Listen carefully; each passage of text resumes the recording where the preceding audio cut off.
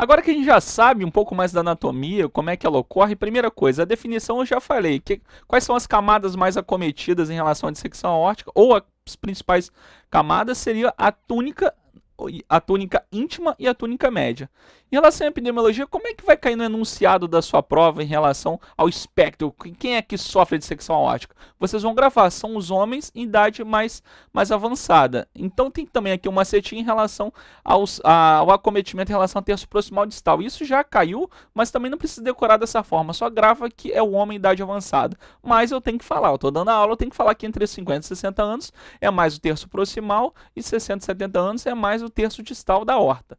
Classificação da dissecção aórtica. Em relação à classificação, a gente vai dividir em aguda, subaguda e crônica. Então, até 2 semanas a gente tem a aguda, acima de 90 dias a gente tem a crônica, entre 14 e 90 dias é a subaguda. Então, grava assim, até 2 semanas é aguda, acima de 3 meses eu tenho a crônica, entre 2 semanas e 3 meses eu tenho a subaguda. Isso é importante também para a gente.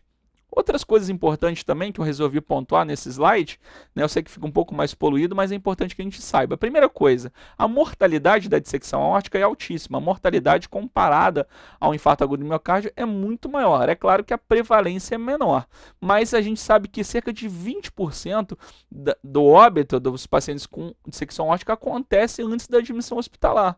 Isso muitas vezes por conta de ruptura de complicações relacionadas à dissecção aórtica. Em mulheres em idade fértil, abaixo dos 40 anos, 50% da dissecção aórtica ocorre durante a gestação, seja no terceiro trimestre ou até mesmo no primeiro estágio do trabalho de parto, onde ela está fazendo mais força. Em 75% das vezes, a ruptura em relação à dissecção aórtica, ela se dá para o pericárdio, cavidade pleural esquerda ou mediastino.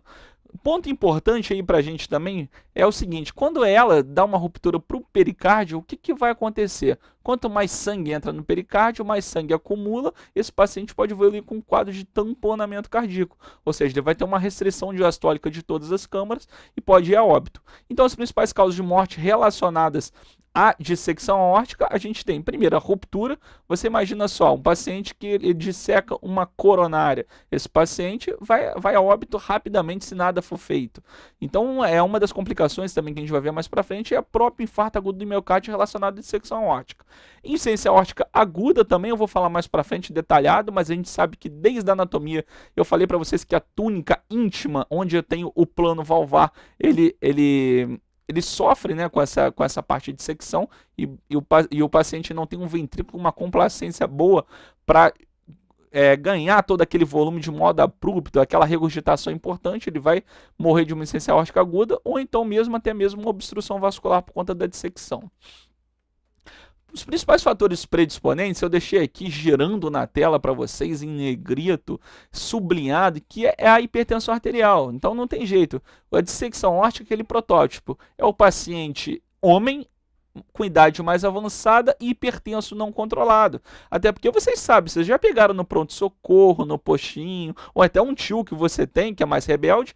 Eu não sinto nada, eu vou ver minha pressão está 160/90, mas eu não sinto nada. Então, de vez em quando eu tomo um captopril, não é de vez em quando, a gente sabe que a longo prazo alguma complicação vai ocorrer, nada passa impune. Hipertensão, diabetes é sempre assim. Então, conscientização da população é muito importante nesse aspecto, não só, claro, né, como a dissecção aórtica como fator de complicação da hipertensão arterial. Outras coisas que a gente tem que também pontuar aqui seria o tabagismo, a dislipidemia, uso de drogas ilícitas, principalmente a cocaína. Lembre-se também que a cocaína ela pode causar infarto agudo do miocárdio, mas ela também tem correlação com dissecção aórtica. Traumas por desaceleração, isso quem trabalha no SAMU, quem trabalha em estrada, vê muito isso. O paciente sofre um acidente de carro, tem algum trauma por desaceleração, acaba tendo uma laceração, uma ruptura da aorta. Doenças do tecido conjuntivo, isso no módulo que a gente fala de aorta, a gente sempre tem que lembrar do Marfan, do Ehlers-Danlos, dentre outras síndromes, mas essas duas principais.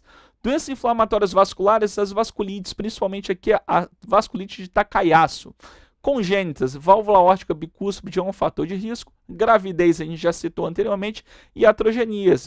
Às vezes uma cirurgia cardíaca, você vai canular uma aorta, às vezes a cânula é maior do que o calibre da aorta que você insere, acaba por dissecar e causa alguma ruptura, pode causar a morte. Mas se perguntar na sua prova, cite o principal fator predisponente da dissecção aórtica aguda, o principal fator de risco, não tenha dúvidas, a primeira que você vai marcar é a hipertensão arterial. Vamos dar uma olhadinha como é que isso cai. Então, dentre as afirmativas abaixo, assinale a correta. Na dissecção aórtica, ocorre uma delaminação entre as túnicas íntima e adventícia, gerando um falso trajeto do vaso, representando uma alta mortalidade. O que vocês acham? Pensa aí por um segundo.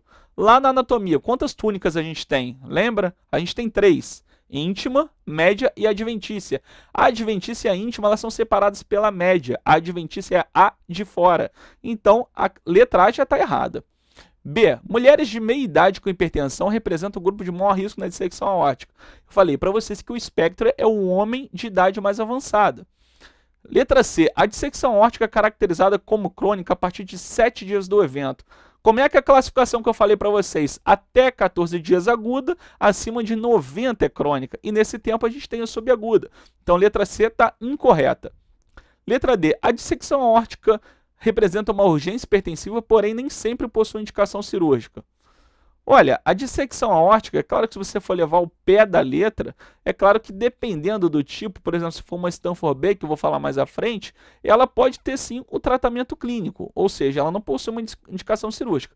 Mas, a princípio, toda dissecção aórtica a gente vai tratar sim como uma urgência, como uma emergência hipertensiva, melhor dizendo.